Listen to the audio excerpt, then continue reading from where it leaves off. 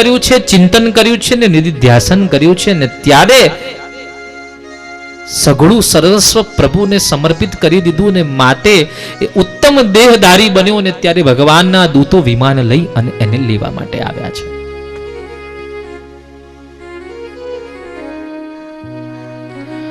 બોલે અમારે પણ એ ફળની પ્રાપ્તિ કરવી હોય તો આવતા શ્રાવણ માસમાં ફરીથી ગોકર્ણ મહારાજે ભાગવત કથા કરી છે અને એમાં બધા એક કથાનું શ્રવણ કર્યું, મનન કર્યું, ચિંતન કર્યું, નિધિધ્યાસન કર્યું અને એમને લેવા દેવના દૂતો આવ્યા છે અને ગોકર્ણ મહારાજને લેવા માટે સાક્ષાત પરમાત્મા આવ્યા છે ને પરમાત્મા પોતાની સાથે ગોકર્ણ મહારાજને પોતાના ગોલોક ધામમાં લઈ ગયા છે. આ ધુંધુકારી એ જીવ હતો કે જેણે એક પણ એવું પાપ નહીં હતું કે જેણે આચર્યું નહીં હતું. તમારે અને મારે શીખવાનું એક જ છે. દરેક ભાગવતજીની કથા કંઈક સંદેશ આપે છે. સારું કર્મ કર્યું હોય ને તો બધાને કહેવા જઈએ છે, પણ આપણાથી કંઈક ખોટું થઈ ગયું તો આપણે કોઈને પણ કહીએ છીએ. આજે બધાની એવી ઈચ્છા છે કે બધા મને જાણે, બધા મને ઓળખે, એવી ઈચ્છા બધાની હોય ને, પણ બીક લાગે છે કે કોઈ મને જાણી ના જાય તો સારું, કોઈ મને ઓળખી ના જાય તો સારું. Because I know what I am, I forget what I hear, I remember what I see, but I understand what I do. માણસ સાંભળેલું કદાચ ભૂલી જાય છે, એને જોયેલું યાદ રહે છે, પણ પોતે જે કરે છે એ 100% સમજી શકે છે કે હું આ શું કરી રહ્યો છું. અને માટે એમાં કોઈ છટકબારી નથી. કરેલા કર્મ પ્રત્યેક માનવે અહીં જ ભોગવવા પડે છે. પણ આ ધુંધુકારીએ પોતાના દોષને કહી દીધું ને કે સ્વકીય નૈવ દોષેણ, પોતાના દોષને પ્રકાશિત કર્યા. પાપ અને પુણ્ય આ બંને પ્રકાશિત કરશો તો પરાસ્ત થઈ જશે.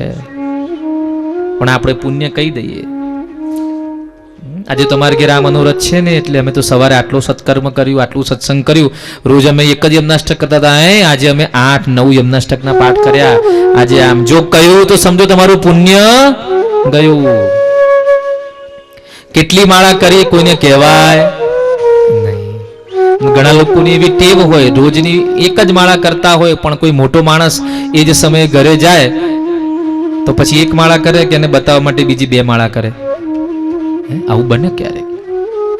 રોજ એક માળા કરીને ઉભા થતા હોય, પણ કોક આવે ત્યારે બીજી 2 માળા કરે. લાગે ગમે કેવા ધાર્મિક છે. હા, પેપરમાં ફોટો આવ્યો. મેલી ચાદર ओढ़े के कैसे द्वार तुम्हारे आऊं, मेरी चादर ओढ़ के प्रार्थना કરી રહ્યા છે ભગવાનને. द्वार तुम्हारे आऊं, हे पावन परमेश्वर मेरे, पावन परमेश्वर हे पावन परमेश्वर मेरे, हे पावन परमेश्वर मेरे, मन ही मन शर्माऊं, मेरी चादर ओढ़े के कैसे द्वार तुम्हारे आऊं. परमात्मा मैली चादर ओढ़ के कैसे द्वार तुम्हारे आऊं. हे पावन परमेश्वर मेरे, मन ही मन शर्मा. તમારા ઘરે પ્રસંગ હોય અને તમે કોઈની મોંઘી સાડી પહેરવા લઈ આવ્યા હો અને પ્રસંગ પૂરો થાય ત્યારે 1-2 ડાઘા લગાવીને પાછી આપો તો તમને પાછી આપતા શરમ આવે કે નહીં? થોડી ઘણી શરમ આવે. એ જ ભાવ છે કે પ્રભુ આપે જ્યારે મને આ આખું આપ્યું, આ દેહ આપ્યો ને, ત્યારે આ દેહમાં, આ દેહ રૂપી સફેદ વસ્ત્રમાં એક પણ ડાઘ નહીં હતો. પણ હું જ્યારે આ ચાદર આપને પાછી આપી છું અને ત્યારે આ ચાદરમાં અનેક ડાઘ છે, અસંખ્ય ડાઘ છે, અને એ ચાદર આપને પરત કરતા મને ઘણો સંકોચ થઈ રહ્યો છે. કેવી રીતે આપ तुमने मुझको जग में भेजा देकर निर्मल काया, तुमने मुझको जग में भेजा देकर निर्मल काया, आकर इस संसार में मैंने इस पर दाग लगाया, कर इस संसार में मैंने इस पर दाग लगाया, जन्म जन्म की मेली चादर, जन्म जन्म की मैली चादर कैसे दाग छुड़ा, मेरी चादर उठ के कैसे द्वार तुम्हारे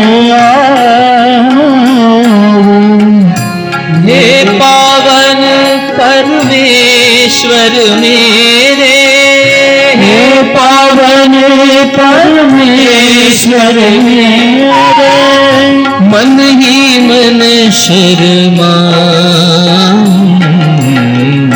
मेरी चादर उठ कैसे, मेरी चादर उठ कैसे, मेरी चादर उठ कैसे. જે દિવસે આવો વિચાર આવે એ દિવસથી પછી જીવ પાપ કઈ રીતે કરી શકે?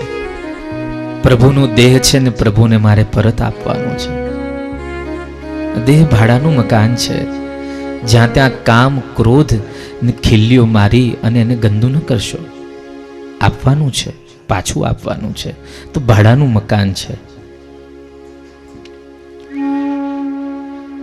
પોતાના દોષનો સ્વીકાર કરી પરમાત્માના દિવ્ય ધામને પ્રાપ્ત કર્યું ધુંધુકારીએ. ઘણા લોકો કથામાં પૂછે કે એ સમય વિમાન આવ્યું તો આજના સમયમાં વિમાન બોલાવવું ના આવે? આવે ને, આપણે બોલાવીએ તો વિમાન અહીંયા આવે ખરું, પણ વિમાન કદાચ આવી જાય તો જવામાં તૈયાર કેટલા? વિમાનમાં જવા માટે તૈયાર કેટલા? બેસવા માટે તૈયાર કેટલા? એક જગ્યાએ બહુ મોટું વિમાન આવ્યું, જેટ. બધાએ કથા શ્રવણ કરી છે ને, ચાલો કોને કોને જવું છે? એટલે આ બાજુ ભાઈઓ હતા, આ બાજુ બહેનો હતા. એટલે પેલા બધા બહેનોએ ભાઈઓની તરફ દ્રષ્ટિ કરી આમ, એટલે ભાઈઓ બિચારા મૂંઝાયા. પછી ભાઈઓએ બહેનોની તરફ દ્રષ્ટિ કરી કે આ લોકોને મોકલી આપો ત્યાં. એ બે જણા પાછા એક થઈ ગયા. એ લોકોએ દ્રષ્ટિ કરી બધા અમારા પેલા સંગીતકાર ભાઈઓ તરફ. એ કે ના, અમારે તો હજી બહુ વાર છે. એ લોકોએ દ્રષ્ટિ અમારા ભૂદેવો તરફ કરી આમ તેમ કરતા. એ લોકો કે અમારે વાર છે. એમ બધા એક થઈ ગયા ને બધાની દ્રષ્ટિ આવી સીધી અહીંયા. કે આએ બોલવું ને ઉપર જઈને બોલવું, અંતે તો બોલવું જ છે ને. એને કરતા તમે આએ બોલો છો ભગવાનના ધામમાં જઈને, તમે હાલ્યા જાઓ બાપુ. તો વિમાન હમણાં બોલાવીએ પણ કોઈ જવા તૈયાર નથી. કોઈને મરવું ગમતું નથી. હા, સેજ દુઃખ આવે અને કે ભગવાન તું હવે લઈ લે. શું લઈ લે? ઘણાને પૂછીએ ને કે શું લઈ લે, કે હું મારે જીવનની, મારા શરીર લઈ લેવાની વાત નથી કરતો. ભગવાન તું લઈ લે, મારા માટે જેટલા ટેન્શન છે બી તું લઈ લે, જેટલી લોનો ચાલે છે ને હપ્તાએ તું લઈ લે, બધું તું લઈ લે.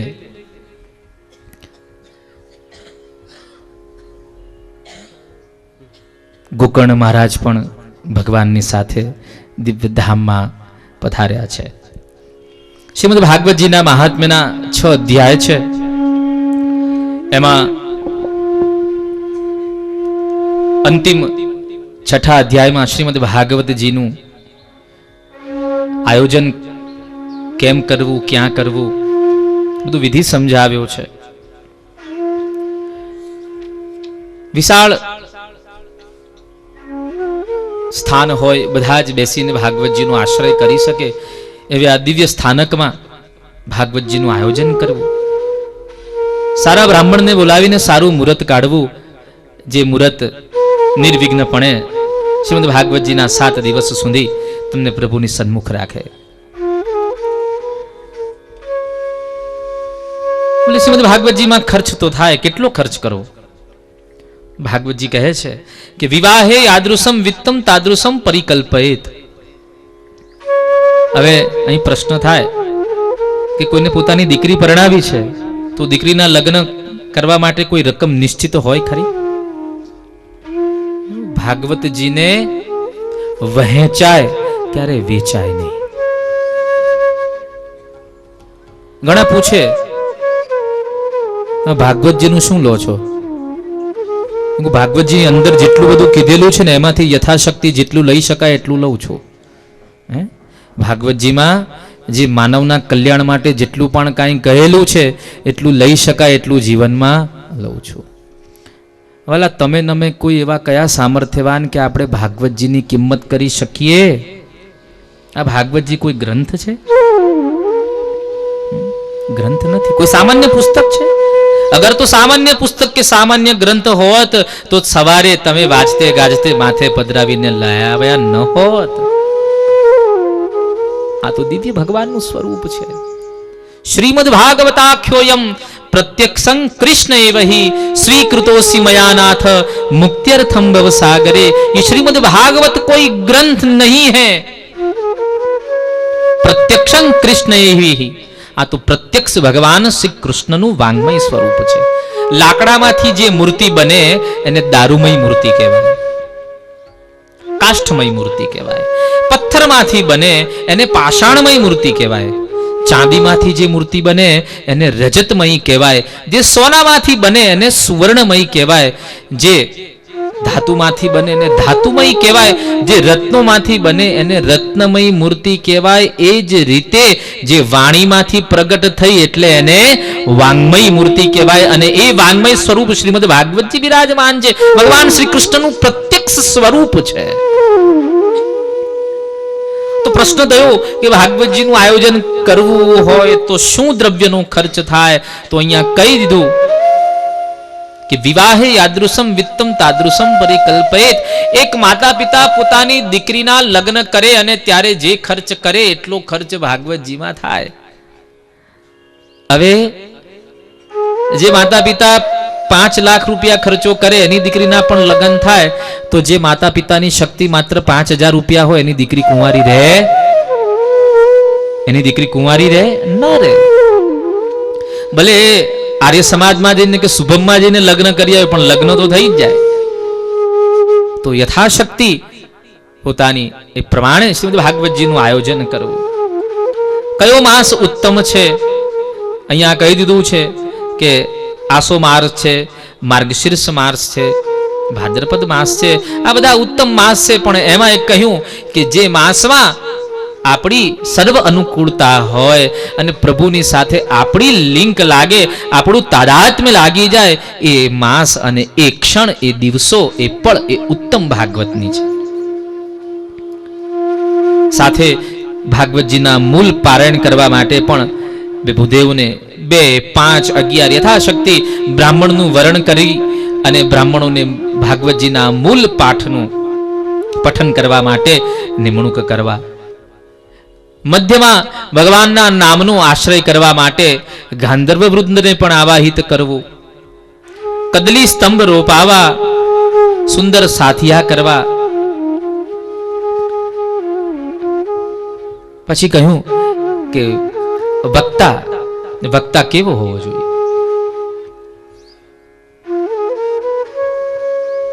વિરક્તો, વૈષ્ણવો વિપ્રો વેદ શાસ્ત્ર વિશુદ્ધિકૃત, પ્રથમ તો કહી દીધું કે વિરક્ત હોય, જેને કોઈ લાંબા લિસ્ટમાં રસ ન હોય, વિરક્ત. જે માનતો હોય કે આપવા વાળા માત્ર ને માત્ર પરમાત્મા છે, આ જગતના લોકો કંઈ આપી શકવામાં સમર્થ નથી, આપવામાં સમર્થ તો પરમાત્મા છે, એ વાતને જે જાણે એ પ્રત્યેક વિરક્ત બની જાય છે. એવું વિરક્ત વૈષ્ણવ, વૈષ્ણવી દીક્ષા હોય, અને એ જ ભાગવતજીના મૂળ સ્વરૂપને પ્રગટ કરાવી શકે. બાકી નાચવા કૂદવાની ને હસવા ગાવાની વાતો હમણાં સતત ચાલુ કરીએ તો તમે બધા આનંદ કરો, બધું જ કરો, પણ એમાં ભગવાનને કદાચ આનંદ ના આવે. વિરક્તો વૈષ્ણવો, પછી કહ્યું કે વિપ્ર બ્રાહ્મણ હોવો જરૂરી છે. વક્તા વેદ શાસ્ત્ર વિશુદ્ધિકૃત, વેદનું અધ્યયન કરેલું હોવું જોઈએ, શાસ્ત્રનું પઠન કરેલું હોવું જોઈએ. તમે આવીને કોઈ પણ પ્રશ્ન કરો, એ પ્રશ્નનું નિરાકરણ વક્તા પાસે હોવું જોઈએ. અને શ્રીમદ ભાગવતની ગહન વાતો સરળતાથી ન સમજાય તો દ્રષ્ટાંત કુશલો ધીર વક્તા કાર્યો તે નિસ્પૃહ. પ્રત્યેક વાતને દ્રષ્ટાંતના માધ્યમથી તમને સમજાવે સરળ ભાષામાં. સુંદર ગીરાથી, ગદગદ ગીરાથી ગાઈને પ્રભુની દિવ્ય કથાને સંભળાવે, એ વક્તાના લક્ષણ અહીં બતાવ્યા છે. બોલે 7 દિવસ સુધી ઘણા બધા નિયમો લેવાના હોય. શાસ્ત્રીજીએ કાલે તમને દેહ શુદ્ધિ પ્રાયશ્ચિત કરાવ્યું હતું, બધાએ કર્યું હતું કાલે? હજી બધાના મોડા હળદરિયા દેખાય છે. બહુ લગાવી હતી સુનિલભાઈ હળદર? સરસ. એને લગ્નમાં ઓછી લગાવી હશે ને એને બધાને કાલ મોકો મળી ગયો. લખાવો પીઠી. ભાઈને તો હમણાં 8મી લગ્ન હતા તો ત્યારે લગાવી હશે, પણ કાલે બધાને મોકો મળી ગયો કે પીઠી ચોળ. તો એમાં પણ ઘણા બધા નિયમો સમજાવ્યા છે. 7 દિવસ સુધી બને ત્યાં સુધી જમીન પર શયન કરવું, નખ ન કાપવા, વાળ ન કાપવા. આ બધી વસ્તુ તો કદાચ થાય કે ન થાય, પણ જે કરવી જ પડશે, મસ્ટ બી, એ વસ્તુ તમને કહી દઉં એટલે તમારે કરવાની. 3 દિવસમાં કામ, ક્રોધ અને લોભ, આ 3 વસ્તુને છોડી દેજો. ભગવાનને લગારે ગમતા નથી. કોઈ પ્રકારની લાંબી કામનાઓ નહીં. કામના એટલે કોઈનાથી કોઈ પ્રકારની આશા ન રાખશો. આશા રાખો ને તો માત્ર ને માત્ર પરમાત્મા પાસેથી રાખજો. આ જગતના લોકો ક્યારે તમારી આશા નહીં સમજી શકે, સમજી શકશે તોય પૂરી નહીં કરી શકે. સમર્થ હોવા છતાં તમે નિષ્ફળ જશો. તો આશા રાખો, કામના રાખો તો માત્ર પ્રભુને મેળવવાની. પ્રભુની કૃપા થાય ને એ જ કામના 7 દિવસ પૂરતી તમારે રાખવાની છે. ક્રોધ ના આવવો જોઈએ. માણસને ક્રોધ આવે ને ત્યારે ઘણા કહેતા હોય છે કે એ 100 થી 100 ઉલટું ગણવાનું એટલે ક્રોધ બંધ થઈ જાય. પણ ક્રોધ આવે ત્યારે આ બધું કશું યાદ આવે? ક્રોધ વધતો જ જાય છે, વધતો જ જાય છે. ક્રોધથી સમોહ થાય છે. ક્રોધાત ભવતી સમોહ, સમોહાત સ્મૃતિ વિભ્રમ, સ્મૃતિ ભ્રંશાત બુદ્ધિનાશો ને બુદ્ધિનાશાત પ્રણશ્યતિ. તમને ક્રોધ આવે ને ત્યારે તમને ભાન ચાલ્યું જાય છે. તમે જુઓ, જ્યારે ક્રોધ આવે ને, 2 પ્રેમી યુગલ બેઠા હોય અને ત્યારે ઈશારાઓમાં વાત કરી લે, ખબર ન પડે. આવું બને ને, ઈશારાઓમાં અથવા તો લિપ્સ હલે ખાલી અને ખબર પડી જાય શું કહેવા માંગે છે. પણ જ્યારે આ બંનેને ક્રોધ આવે ત્યારે, નજીક બેઠેલા હોય ત્યારે, માણસ ક્રોધ આવે ત્યારે કેટલા મોટે